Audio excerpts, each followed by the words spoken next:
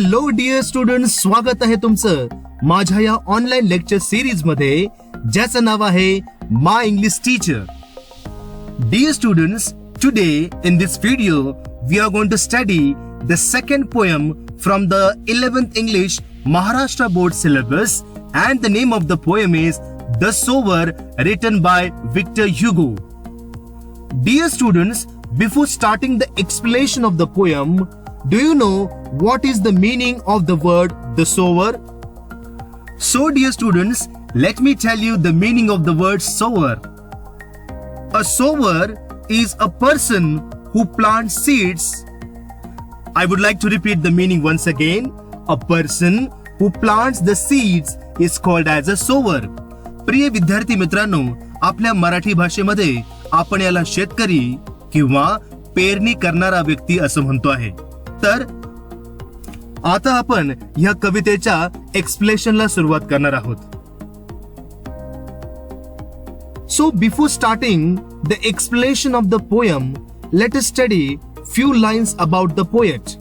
प्रिय विद्यार्थी मित्रांनो, कवितेला सुरुवात करण्यापूर्वी आपण कवितेचे जे लेखक आहेत, जे कवी आहेत, विक्टर ह्युगो यांच्याबद्दल थोडीशी माहिती पाहूया. Poet, novelist and dramatist. So dear students, Victor Hugo was a poet, a novelist and a dramatist of the 19th century.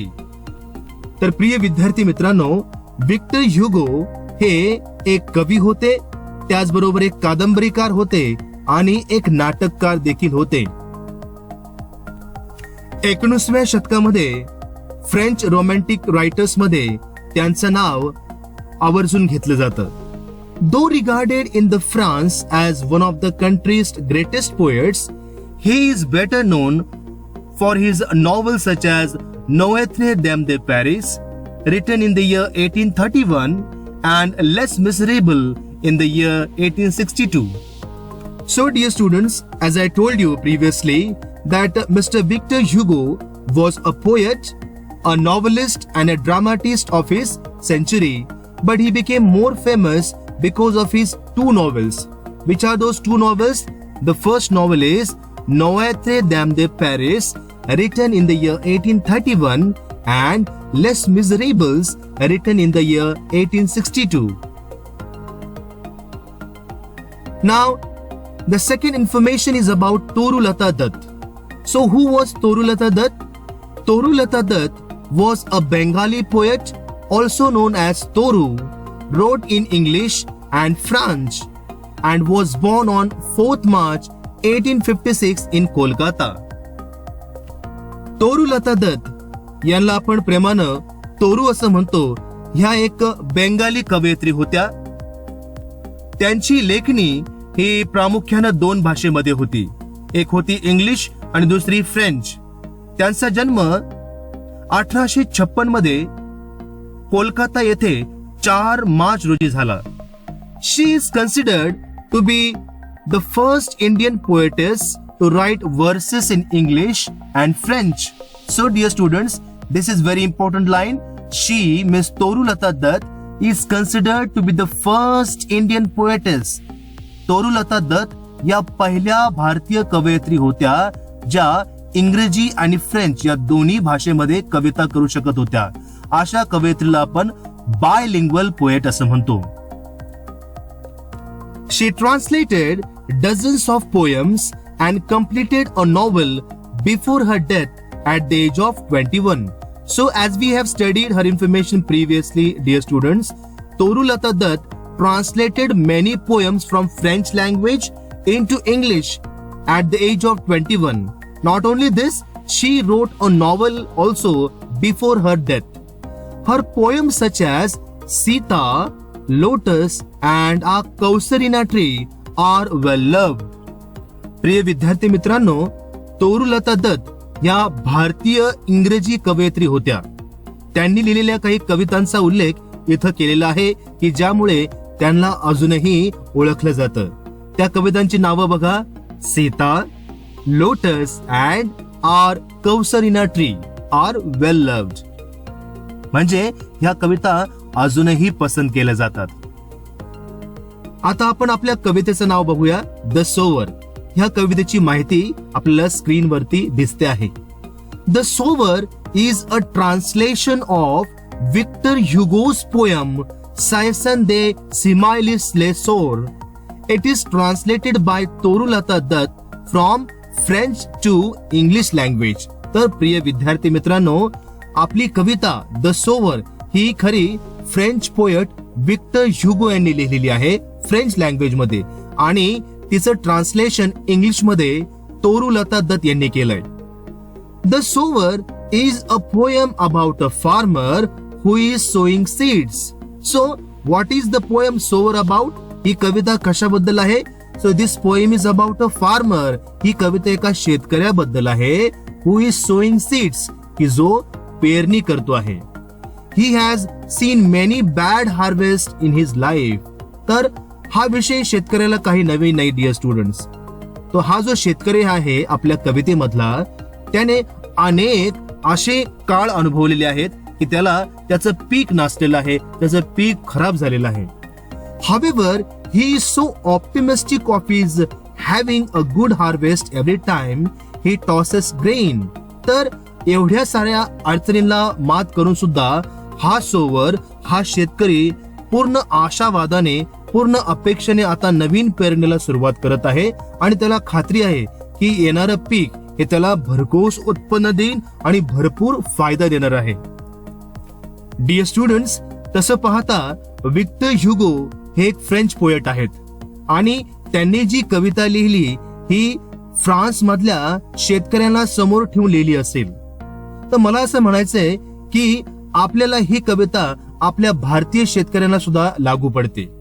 थोडक्यात काय, देश कुठलाही असू द्या, तेथील वातावरण, तेथील शेतीमध्ये असणारे फायदे आणि तोटे हे जवळपास सारखेच असतात.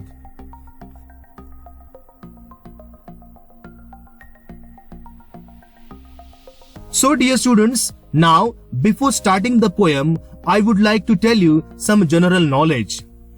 Dear students, India is popularly known for its agrarian economy.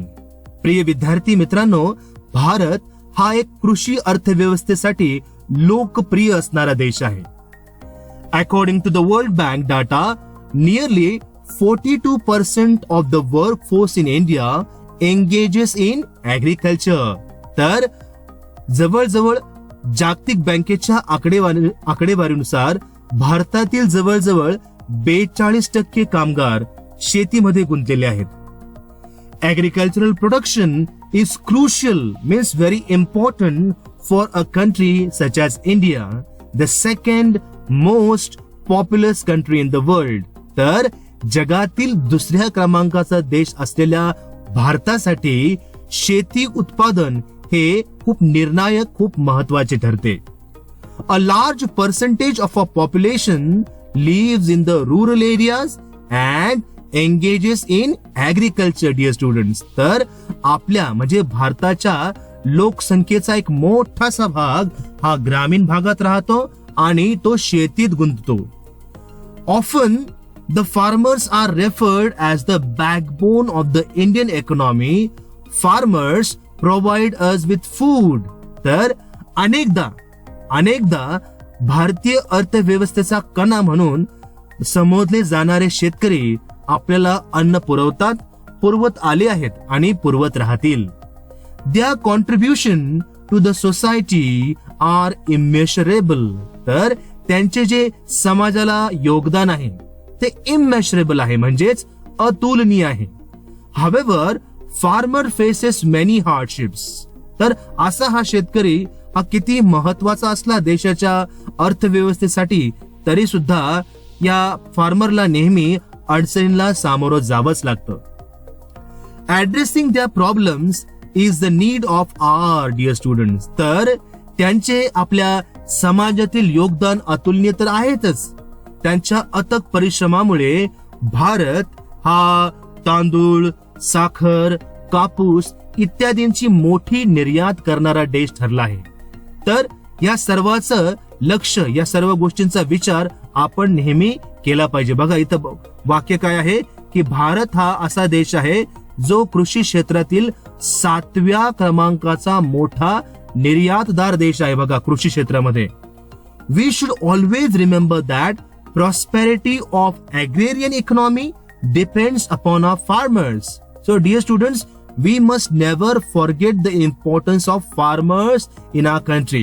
तर प्रिय विद्यार्थी मित्रांनो, तथापि शेतकऱ्यांना अनेक संकटांचा सामना तर करावाच लागतो, तर त्यांच्या समस्यांकडे लक्ष देणं ही काळाची गरज आहे. आपल्या शेतीप्रधान अर्थव्यवस्थेची जी भरभराट आहे ती आपल्या शेतकऱ्यावर अवलंबून असते, हे आपण कधीच विसरता कामा नये. आणि म्हणून ह्या कवितेमध्ये आपण जरी फ्रान्स मधल्या शेतकऱ्याची व्यथा, त्याची अवस्था, त्याची चिकाटी, त्याचा हार्डशिप बघणार आहोत, मात्र तीच व्यथा, तीच चिकाटी आपल्या भारतीय शेतकऱ्याला सुद्धा लागू पडते. So dear students, farming and the life of farmer is the major theme of the poem. तर या कवितेची जे महत्वाचं कथानक आहे, त्याची थीम काय बघा, त्याचं कथानक काय आहे की farming and the life of farmer. So this poem basically talks about the farmer and his life. The poet describes his feelings for the farmers along with the detailed description about the nature around the farmer. तर ह्या कवितेमध्ये कवी Victor Hugo, त्याचबरोबर या कवितेला translate करणाऱ्या तोरुलता दत्त यांनी अतिशय सुंदरपणे या शेतकऱ्याची व्यथा मांडलेली आहे. The poet goes directly into description from the very first line itself.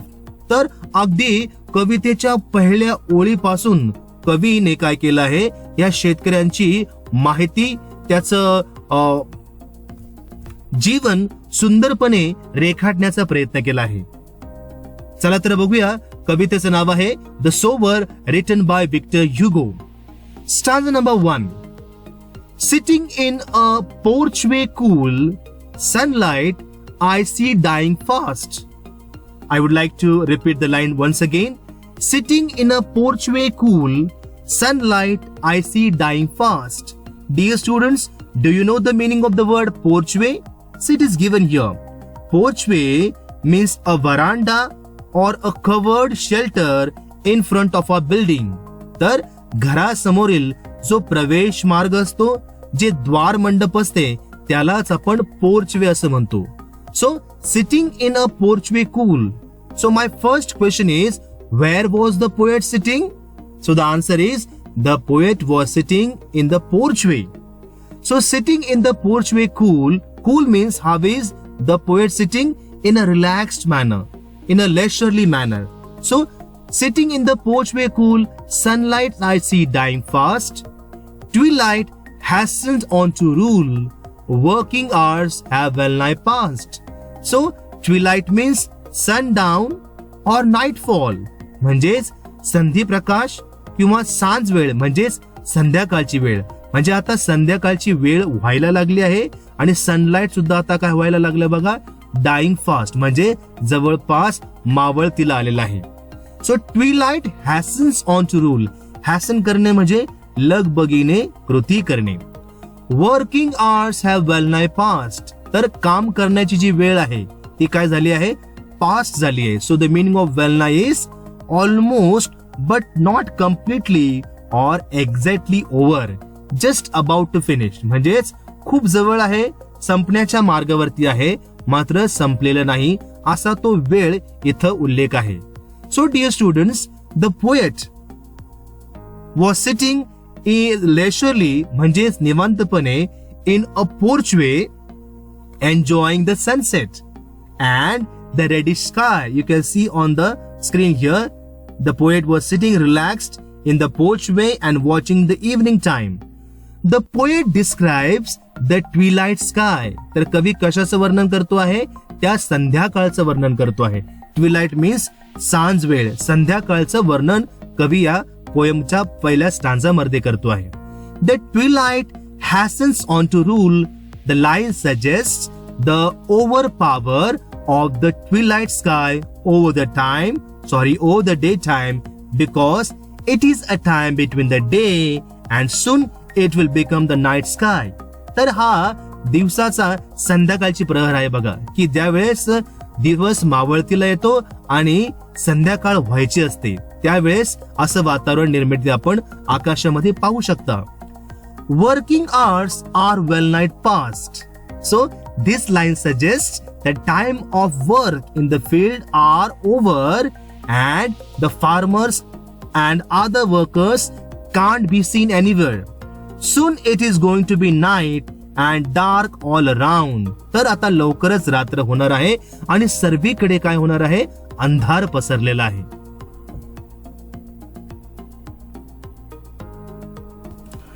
Now let us see the next 4 lines of the poems. The first line is shadows run across the lands. Shadows run across the lands means विद्यार्थी मित्रांनो, shadows म्हणजे सावल्या. जमिनीवर आता संध्याकाळची वेळ होत आल्यामुळे जमिनीवर सावल्यांचा खेळही जणू काही सुरू झाला आहे. But a sower lingers still. Sower म्हणजे बघा, the person who plants the seeds is called as a sower. म्हणजेच पेरणी करणारा. And the sower lingers. Lingering करणे हा एक क्रियापद आहे. लिंगर्स म्हणजे हँग्स अराउंड, म्हणजेच रेंगाळणे किंवा तेथेच थांबणे. तर हा शेतकरी काय करतो आहे, अजूनही संध्याकाळची वेळ झाली तरीही त्या शेतामध्येच रेंगाळतो आहे, काम करतो आहे. Shadows run across the lands but a sower linger still. Old in rugs he patient stands. Looking on, I feel a thrill. So, dear students, the twilight sky beautifies the place. You can see on the screen here. As it is the evening time now, the twilight sky. So, हा संध्याकाळचा जो प्रकाश आहे, हा पूर्ण आभाळ हा आता सध्याला दिवसाला झाकू पाहत आहे. And over shadows and dark images are spreading all around the nature. All of a sudden, the attention of the poet is struck on a farmer who is standing alone in the fields. तर कवी ज्यावेळेस या संध्याकाळचा आनंद घेत होते त्यावेळेस अचानक त्यांची नजर एका अशा शेतकऱ्याकडे गेली जो संध्याकाळच्या वेळी सुद्धा आपल्या शेतामध्ये काम करत होता. From this stanza onwards, the major attention is taken over by the farmer who is standing alone in the fields. तर ह्या ओळीपासून कवी आपलं पूर्ण लक्ष ह्या शेतकऱ्याकडे केंद्रित करतो आहे. तर त्यांनी शेतकऱ्याचं वर्णन कसं केलंय बघा. Old in rugs he patient stands. This line says about the old sower. So his clothes, the clothes of the old sower are tattered. तर या शेतकऱ्याचे, या ओल्ड शेतकऱ्याचे, या वृद्ध शेतकऱ्याचे कपडे कसे आहेत, फाटलेले आहेत अँड मडी सुद्धा आहेत, म्हणजे चिखलानं माखलेले आहेत. His clothes are tattered and muddy, but the poet is so much thrilled to see him calm and peaceful in the field. तर प्रिय विद्यार्थी मित्रांनो, जीर्ण कपड्यातला तो कष्टकरी शेतकरी पाहून तो ज्या पद्धतीने चिकाटीने शेतात काम करत होता हे पाहून कवयित्रीच्या मनात त्याच्याविषयी विलक्षण आदराची, आपुलकीची भावना दाटून येताना आपण पाहतो. So dear students, in these 4 lines we understand the brief information about a farmer working late evening in his farm. Now let us see the next 4 lines. Black and high his salute dominates the furrows deep. So black and high is salute. What is the meaning of that? Salute means shape, outline of someone against a brighter background. म्हणजे मागे प्रखर प्रकाश असताना केवळ बाह्य आकार दिसणारी काळी आकृती. मी पुनश्च एकदा वाचतोय. मागे प्रखर प्रकाश पाहिजे शब्द बघा. मागे प्रखर प्रकाश असताना केवळ बाह्यकार दिसणारी एखादी काळी आकृती, त्याला इंग्लिश मध्ये आपण काय म्हणतो आहे, silhouette. So black and high, his silhouette dominates the furrows. So dear students, since it is a twilight time, म्हणजे सांज वेळ, everything appears to be blackish and reddish in color. तर प्रिय विद्यार्थी मित्रांनो, आता सांज वेळ म्हणजे संध्याकाळ होत आल्या कारणाने सगळीकडे अंधार पसरलेला आहे आणि म्हणून प्रत्येक गोष्ट ही काळी आणि त्याचबरोबर लालसर कवीला दिसत आहे. Salute is a term used by Victor Hugo in the poem which is a word of French origin. तर सॅल्युएट हा खरा पाहता फ्रेंच शब्द आहे जो विक्टर ह्युगो यांनी वापरलेला आहे. It's a word from the French origin and illustrated outline filled with solid colors, usually black. So this is the meaning of the word silhouette. What is the meaning? An illustrated outline filled with solid color, usually black. The black shadows of the sower is dominating the furrows in the fields, dear students. तर मावळत्या सूर्याच्या संधी प्रकाशात त्या भव्य काळी आकृती जी आहे शेतकऱ्याची, ती भव्य आकृती नांगरलेल्या शेतात दूरवर पसरलेली त्या कवीला दिसते आहे. Since the sun is setting and so the silhouette gradually becomes bigger and bigger, thus even the deep furrow seems to be small in front of the sower. So dear students, as it is the evening time, जो कि शाम का वक्त है, तो अपनी जो परछाई है वो धीमे धीमे बड़ी होती चली जाती है और इसीलिए वाक्य कैसा है देखिए कि इस फार्मर की जो परछाई है वो उन फुरोज को, फुरोज का मतलब देखिए a line, a trench, a channel म्हणजेच नांगरणी केलेली किंवा चाचणी केलेली जमीन किंवा चर खोदलेला भाग, त्याला आपण फुरोज म्हणतो. तर या शेतकऱ्याची ती सावली या पूर्ण फुरोजला डॉमिनेट करते, झाकून टाकते आहे. Now let us see the next two lines. Now to sow, the task is set. So, in the next line of the poem, Victor Hugo describes about the mindset of the sower in details. Now to sow, the time reap. Sorry, now to sow. The line is, now to sow, a time to reap. There is a good thought in English, dear students. As you sow, so shall you reap. म्हणजेच जसे तुम्ही पेराल तसे ते उगवेल. तर आता ह्या शेतकऱ्याची पेरणी करण्यासाठी लगबग सुरू झाली आहे. The farmer is hoping for a good harvest that will have to do in future because today he will sow some seeds and later it will be watered, the seeds will grow and soon the grains will appear and all his wishes will be fulfilled. Just like hard work ultimately results into a fruitful joy, the farmer also dreams about the time of the harvest, dear students. तर प्रिय विद्यार्थी मित्रांनो, आता हा शेतकरी पेरणीच्या कामासाठी सज्ज झाल्याचं आपण ह्या ओळींमध्ये वाचतो आहे. पेरणी झाल्यानंतर लवकरच पीक कापणीला येईल. त्यानंतर अशी आशा बाळगून, अशी आशा ह्या उराला मनात ठेवून हा शेतकरी काय करतो आहे, हातातलं ते धान्य जे आहे, जे मौल्यवान मोती जे आहेत, तो ओळी ओळीने जमिनीत पुरतो आहे. आणि त्याचे हे काम पाहून कवी खूपच प्रभावित झाल्याचं आपल्याला ओळींमध्ये लक्षात येतं.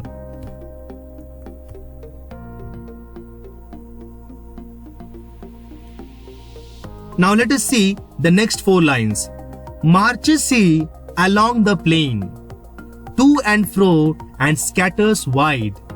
So the stanza deals with the movement of the farmer and about his actions in the field.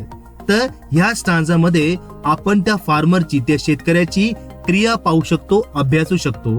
So marches he along the plain, to and fro and scatters wide. The poet describes the farmer as marching rather than just saying walking. This might be because of his strong determination and positive attitude towards a better future. तर कवीने शेतकऱ्याच्या त्या क्रियेला, त्याच्या हालचालीला marching करणे असं म्हटलंय, कारण की शेतकरी खूप लगबगीने काम करतो आहे आणि त्याच्या ह्या क्रियेवरून त्याची स्ट्रॉंग डिटर्मिनेशन म्हणजे त्याचा दृढ निश्चय आणि त्याचबरोबर पॉझिटिव्ह ऍटिट्यूड, म्हणजे सकारात्मक दृष्टिकोन सुद्धा आपल्याला अभ्यासायला मिळतो आहे. The farmer was all alone in the field because he was the only one person so fond of farming. Just like us, when we face our problems in life individually with courage, he also stands alone in the field. तर प्रिय विद्यार्थी मित्रांनो, ज्याप्रमाणे तो शेतकरी आपल्या आयुष्यामध्ये एकटाच कष्ट करत आहे, एकटाच झगडत आहे, आपण सुद्धा आपल्या आयुष्यामध्ये कुठल्याही अडचणीवरती मात करण्यासाठी स्वतः कष्ट घेतले पाहिजे, स्वतः मेहनत घेतली पाहिजे आणि त्या येणाऱ्या अडचणीला मात दिली पाहिजे. To and fro and scatters wide. So the farmer moves forward and backward. हा शेतकरी पुढे आणि मागे होत होत काय करत आहे, तर तो पेरणीचं काम करत आहे. The farmer moves forward and backward, scattering the precious grains which are both a symbol of prosperity and wealth of future. The grain is called precious grains. या ग्रेन्सला precious grain म्हणजे मौल्यवान धान्य असं म्हटलंय, because each and every grain is important in the life of farmer. He collects each one of them carefully so that he could have a harvest of better crops from each field. Now let us see the last line. Muse I as I see him stride. So muse means rest in thoughts, म्हणजेच विचार मग्न होणे. तर या शेतकऱ्याची ही लगबग, ही हालचाल, ही तळमळ, हे कष्ट पाहून तो कवी विचार मग्न होत आहे. Muse I as I see him stride. Stride means to walk with long steps, लांब टांग टाकत चालणे.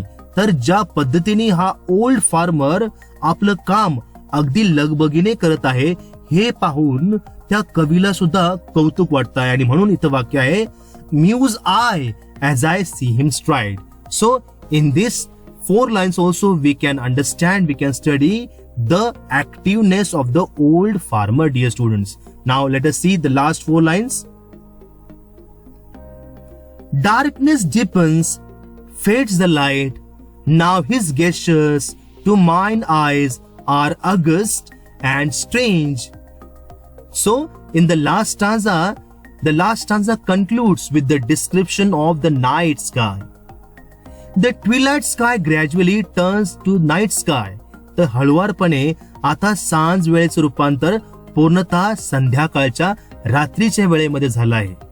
The light are all out and everywhere the darkness appears. आता सर्वीकडे अंधार पसरलेला आहे बघा, आणि म्हणून इथं वाक्य कसं आहे, darkness depends fades the light. आता अंधार पसरलेला आहे आणि उजेड नाहीसा झालेला आहे. Now the sower is invisible to the poet. Even then the poet speaks about the gesture of the sower which will be continuing in the field because he may not go back to his house. So dear students, though the farmer is invisible now, आता कवीला तो शेतकरी जरी अंधारात दिसत नसला तरी कवी त्या शेतकऱ्याच्या विचारातच गर्क आहे, मग्न आहे. Now the poet feels the majestic and the awe-inspiring image of the sower.